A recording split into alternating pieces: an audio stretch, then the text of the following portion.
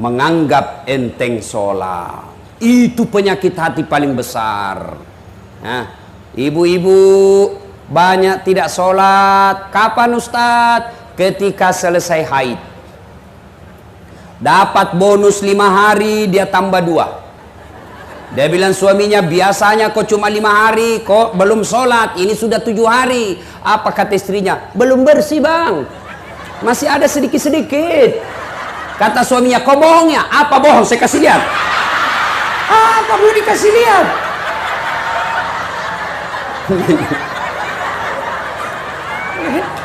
Membayangkan diri sendiri. Iya toh? Bu, ada lagi yang bilang begini, Ustadz, katanya kalau selesai haid subuh mulai sholat, subuh kesiangan, pulang lagi besok. Tidak, kalau duhur bersih, duhur mulai sholat. Kalau asar bersih, asar mulai sholat. Ternyata bersih di jam 8 malam, maka ibu sudah wajib sholat isya. Bersih jam 10, ibu wajib sholat isya kalau malam.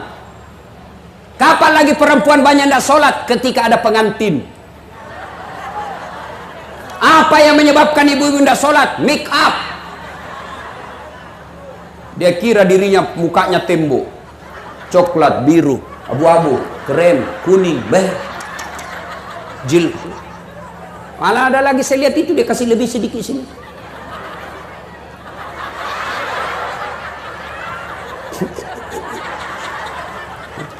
Banyak sekarang perempuan palsu. Bibirnya merah, palsu. Pipinya biru-biru, palsu. Bulu matanya panjang, palsu. Alisnya tebal, palsu. Pantatnya gabus.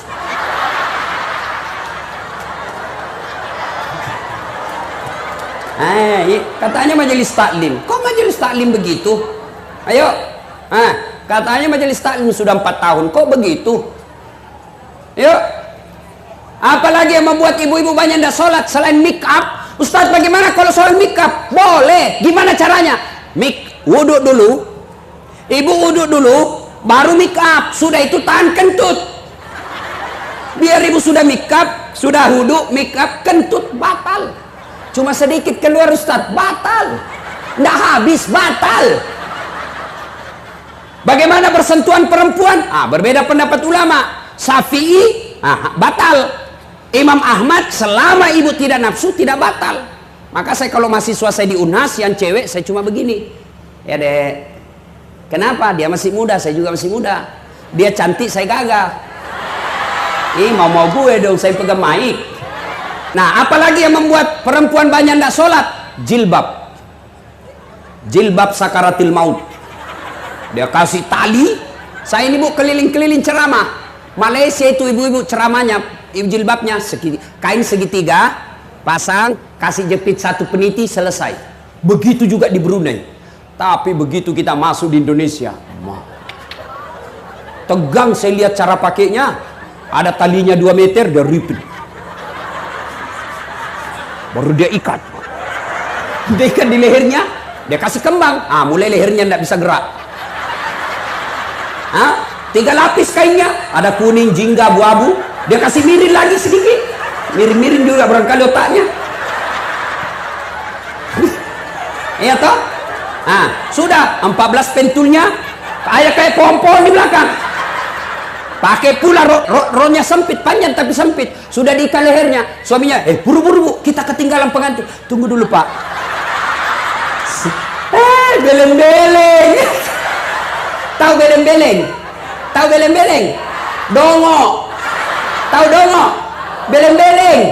Tahu beleng-beleng? Dulu. Saya bilang hidup beleng-beleng. Sudah jalan. Coba kalau leher. Pak, cepat. Maka ibu majelis taklim, jangan sampai gara-gara jilbab ibu ndak sholat.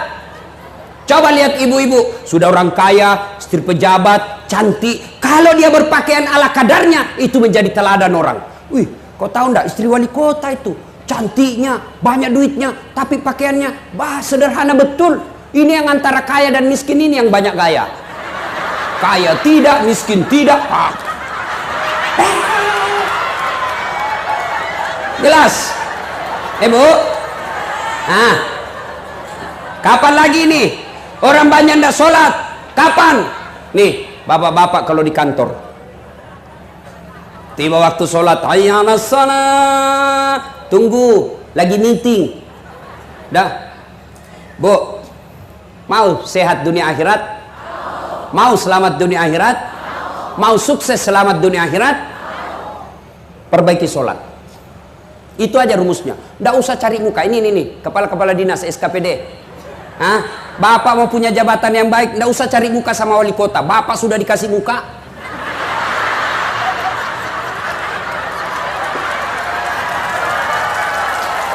Ada juga itu ASN kayak nggak punya harga diri depan wali kota. Ya Pak, siap. Pret.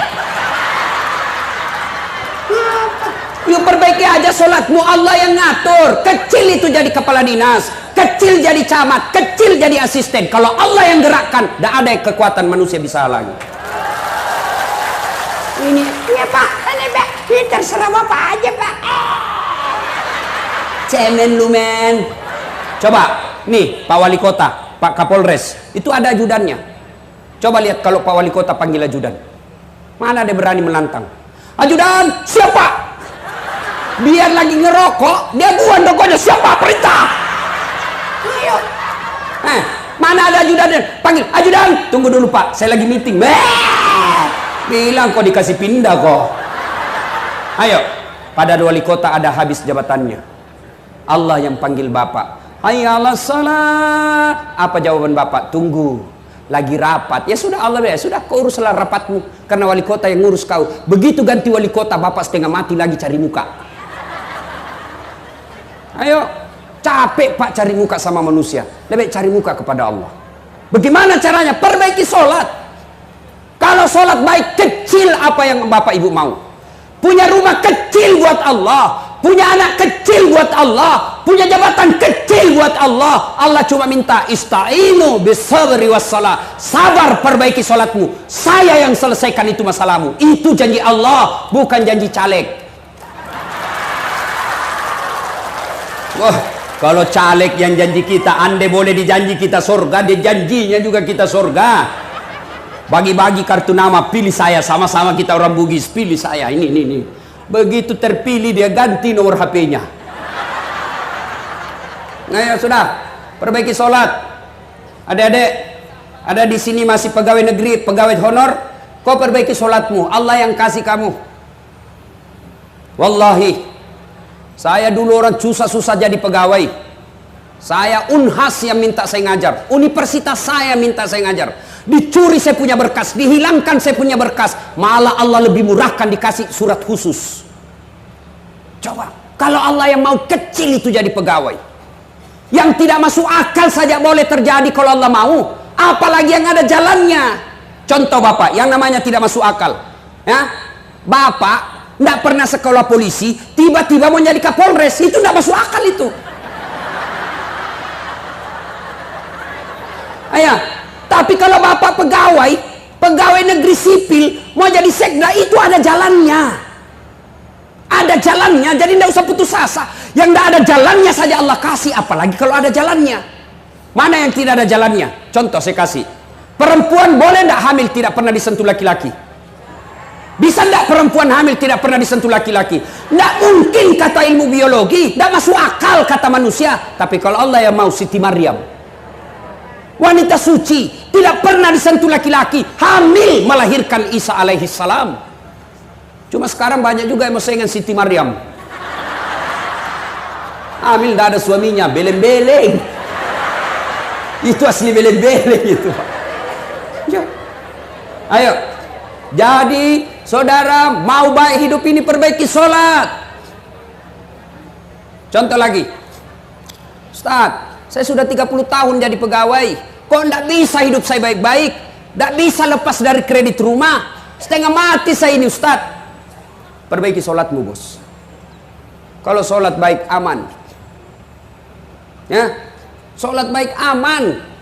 Saya sudah sholat Ustaz, betul kok sholat tapi tidak ikhlas.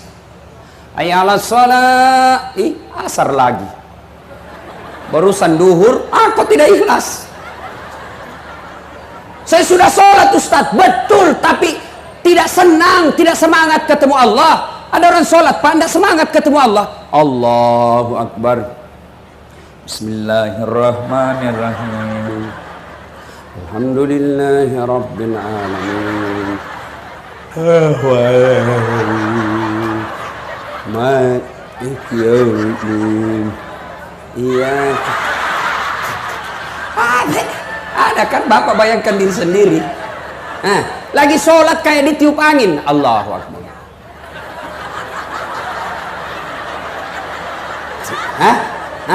Ya memang ada karena itu ibu. Sholat Allahu Akbar.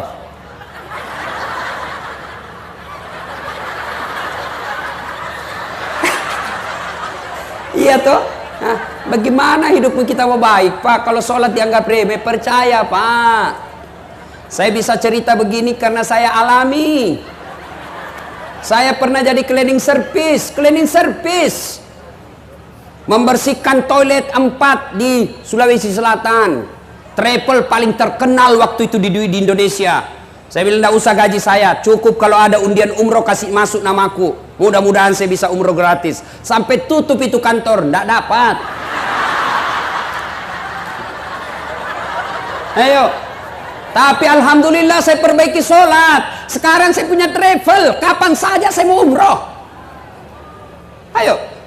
Saya pernah dihina teman saya waktu sekolah. Ada saat tidak malu-malu kok pakai cakar. Cakar itu baju rombengan, baju bekas. 10.004 masih bisa ditawar. Saya tidak malu, dihina kakak senior saya di kampus. Alhamdulillah saya perbaiki sholat. Sekarang yang pernah hina saya tahun Ramadan lalu yang baru-baru saya kasih lagi zakat. Sudah tahun ke-8. Kecil. Dulu saya jalan kaki pergi sekolah berkilo-kilometer. Alhamdulillah sekarang sudah punya kendaraan. Tidak takabur, tidak bermaksud sombong. Di Sulawesi terbatas orang yang punya seperti kendaraan saya. Dengan izin Allah. Apa gunanya Allah kasih kita? Allah yang punya dunia kecil buat Allah. Allah cuma minta perbaiki sholat. Mau ketemu wali kota susah. Kenapa susah? Bukan sombong, memang protokolernya ngantri kalian. Jadi tim sukses. Datang mau ketemu wali kota, apa kata ajudan? Apa keperluannya Pak? Kata ajudan, saya tidak bisa jelaskan ke Pak Wali. Bapak bikin proposal, datang minggu depan. Datanglah membawa proposal. Kata ajudan, baik Pak, nanti saya kasih Pak Wali Kota, staf asisten, dipelajari. Bapak datang minggu depan. Datang lagi minggu depan. Apa kata yang Bapak Wali Kota? Baru saya mau rapatkan dulu. Dipelajari. Sudah, Bapak datang bulan depan. Datanglah bulan depan. Nunggu dari jam 8, diterima jam 9 malam. Kenapa? Banyak ngantri tamu. Begitu diterima, apa kata Pak Wali? Sudah dipelajari oleh staf ahli saya, ternyata mohon maaf, ini tidak bisa dibantu. Kalau saya bantu Bapak, saya berurusan sama KPK, tidak ada antaran untuk ini. Kau nunggu 1 bulan lebih, hancur waktumu lebih 1 bulan, tidak ada hasilnya. Ketemu Allah, pagi baru bangun, silahkan sholat subuh, ngadu sama Allah. Tengah hari lagi di toko sepi pembeli, ngadu siang hari sholat duhurmu. Sore masih sepi pembelimu, ngadu kau dalam sholat asarmu. Selesai kau dagang, sepi pembelimu, maghrib ngadu kau lagi kepada Allah. Mau tidur ternyata pun masih sepi, kau ngadu lagi dalam sholat isyamu. Masih punya bonus kau bangun sholat tahajud tengah malam. Dan 24 jam siapa saja boleh temui. Jelas? Perbaiki sholat kecil itu tidak masuk akal. Saya punya gelar 1 dokter dalam negeri, 1 luar negeri, bersamaan waktunya. Tidak masuk akal. Tidak masuk akal kalau Allah mau. Kalau Allah mau kecil jadi dokter. Maka ibu perbaiki sholat, anak-anaknya perlihatkan sholat. Bapak wali kota mohon kalau ada yang mau jadi pejabat, periksa sholatnya. Gimana caranya Ustadz? Gampang. Suruh datang jam 5 sore. Maghrib suruh azan. Suruh azan, suruh imam sholat jamaah. Kau imam sholat jamaah deh. Kalau bacaannya tidak jelas, malas sholat ini orang.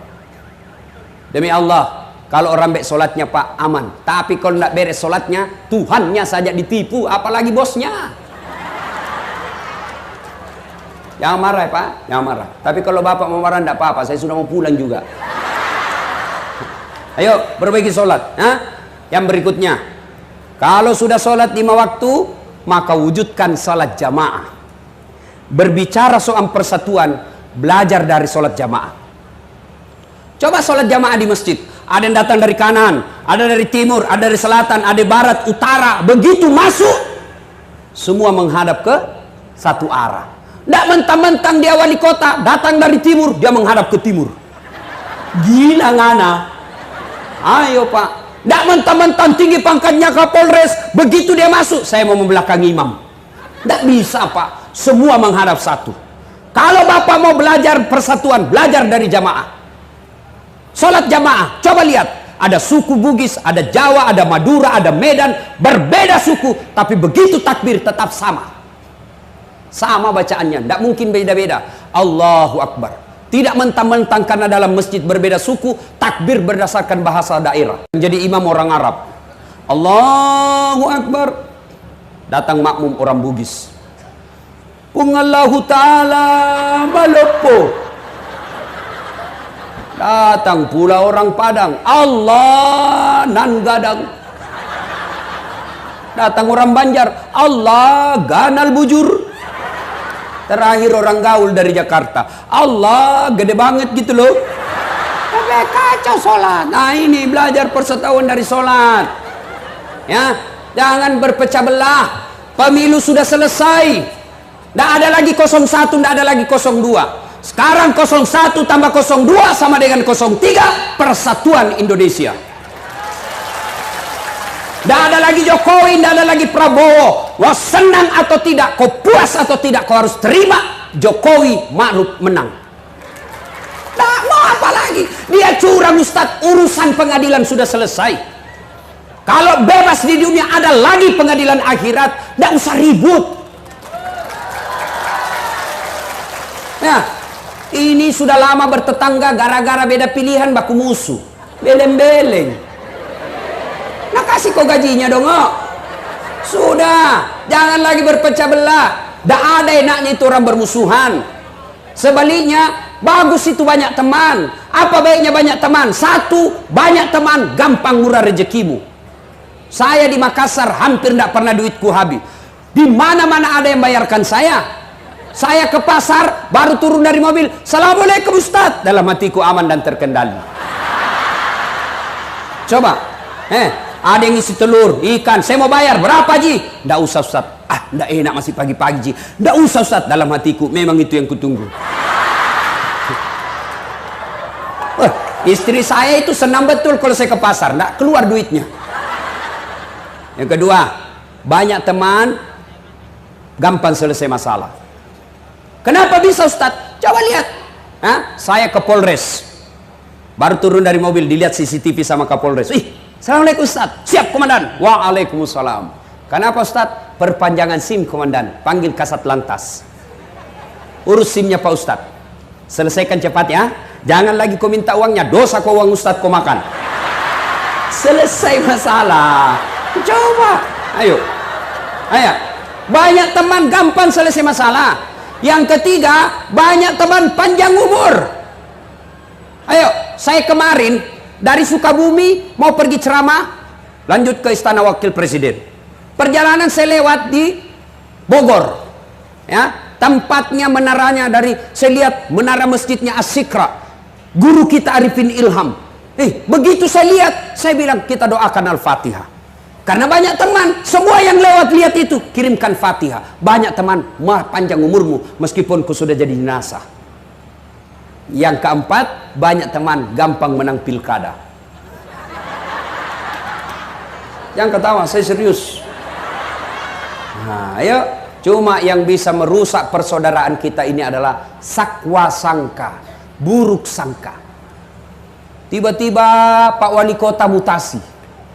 Yang tadinya kepala dinas menjadi staf ahli. Ahli yang tidak ada stafnya. Sangka baik. Yang ketawa kok, saya serius ini. Sangka baik. Kok saya dimutasi? Berarti Pak Wali tahu Bapak harus istirahat dulu. Gunakan waktu lebih banyak sama keluarga. Sangka baik. Ini ibu-ibu yang paling sering sangka buruk sama suaminya. Suaminya dijadikan tahanan kota. Wajib lapor 24 jam. Menelpon tidak dijawab, panggilan tak terjawabnya 99 kali. Telepon suaminya tidak jawab, sangka baik. Telepon, oh suamiku lagi menghadap wali kota. Tenang perasaan. Telepon lagi tidak dijawab, oh suamiku lagi sholat duha. Sangka baik. Tiba-tiba masuk WhatsApp, saya lihat suamimu bonceng cewek cantik betul. Oh berarti suamiku lagi nge-grab. Sangka baik. Tenang perasaan. Ya, saya dulu tamat SMA daftar tentara. Karena pendek tidak lulus. Temanku lulus jadi polisi. Sekarang dia reserse Satu Bunga di Sulawesi Barat, pakai baret merah. Saya lulus pakai baret putih jadi ustadz. Alhamdulillah dia yang baret putih yang saya pakai, mulai baret hitam sampai baret merah ku caramai ke semua. Sangka baik. 2013 saya ikut pilwali di Makassar, 10 pasang calon, saya juara 2. Kalau ustadz tidak, cuma yang menang lebih banyak suaranya. Sangka baik. Bapak-bapak ASN, kalau ada mutasi sangka baik saja Pak. Tenang perasaanmu, jangan sangka buruk, apalagi pergi cari santet. Sangka baik. Nah ibu bapak saudara-saudara sekalian, pada intinya kita hadir di sini, mari kembali merapatkan persaudaraan. Banyak penyakit hati tapi waktu yang terbatas. Sudah kita periksa, oh ini saya sakit. Sekarang wala tai'asu birrauhillah. Kalau hatinya sakit, obati. Bagaimana cara mengobati sakit hati? Ala bi dzikrillahi tatma'innul qulub. Dengan berzikir. Gimana caranya ibu berzikir? Maka ibu-ibu majelis taklim masing-masing punya bawa tas, ya. Jangan tasnya hanya dibungkus dalam kue. Ibu-ibu Columbus, kelompok ibu-ibu pembungkus. Kalau ada pengantin dia bungkus semua kue masuk di tas. Ibu-ibu Columbus itu. Kelompok ibu-ibu pembungkus. Ayo, maka tasnya isi tasbih. Isi tasbih. Ibu lagi di kendaraan dari rumah menuju ke tempat majelis taklim, pegang zikirnya, tasbihnya. Subhanallah, subhanallah. Bapak-bapak lagi nunggu antrian ketemu Pak Wali Kota, berzikir. Subhanallah, subhanallah, subhanallah. Tiba-tiba lihat cewek cantik. Kelihatan pahanya, apa yang kita ucapkan? Bukan alhamdulillah. Subhanallah, maha suci Allah yang telah menciptakan yang indah itu. Ternyata masih dilihat, ucapkan astagfirullah, palingkan pandangan. Astagfirullah, astagfirullah, astagfirullah. Ya, zikir. Cuma kalau berzikir kan zikir yang paling populer itu yang 3, subhanallah, alhamdulillah, Allahu akbar.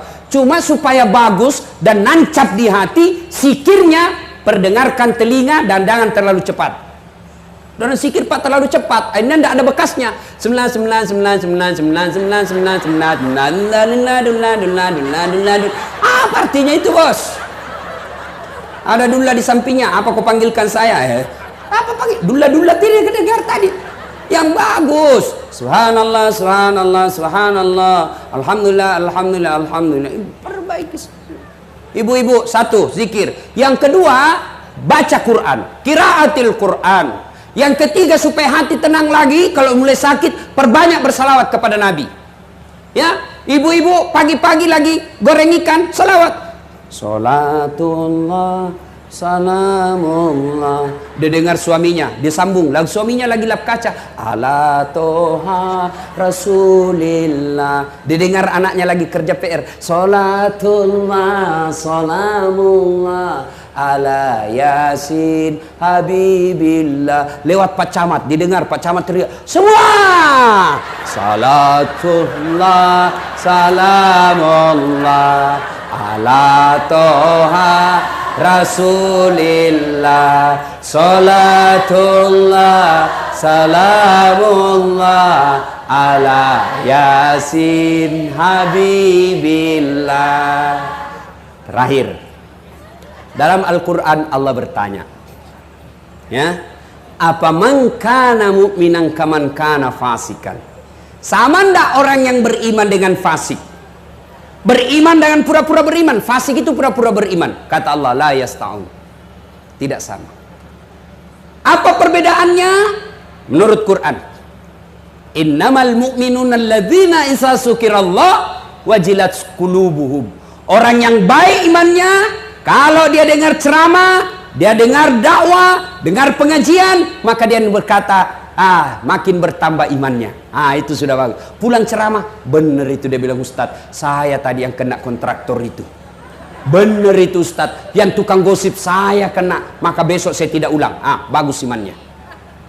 Tapi kalau sebaliknya, dinasehati tidak mempan, maka yang disindir dalam ayat berikutnya, wa sawa'un alaihim a'anzartahum am lam tunsirhum. Kau sampaikan ayat Allah, kau nasihati atau tidak, kau ceramai atau tidak, la yu'minun, sama saja mereka tidak akan beriman. Bahkan ayat berikutnya Allah jelaskan, mereka lebih hina dari binatang. Tahu binatang, Ibu? Tahu binatang? Ibu saya di kampung sampai detik ini masih jual beli kambing. Itu kalau ada kambing beliau yang nakal, suka seruduk temannya, dia panggil penjaga kambing, kau jual itu kambing. Nakal itu, dia ganggu temannya. Sampai di pasar, Bu Haji, tidak ada yang beli, bawa pulang, potong, kita makan sama-sama. Kambing nakal, jual, tidak laku, potong, kita makan. Tapi kalau ada ibu di sini, tukang gosip, tidak sholat, tukang tipu, ini apa? Potong. Siapa yang mau makan? Ayo, jual. Siapa yang mau beli? Merugikan. Maka ini disebut mereka lebih hina dari binatang. Inilah tujuan daripada pemerintah Kota Medan mengajak kita ke sini agar kita bisa lebih baik dari binatang dan tidak menjadi lebih hina dari binatang.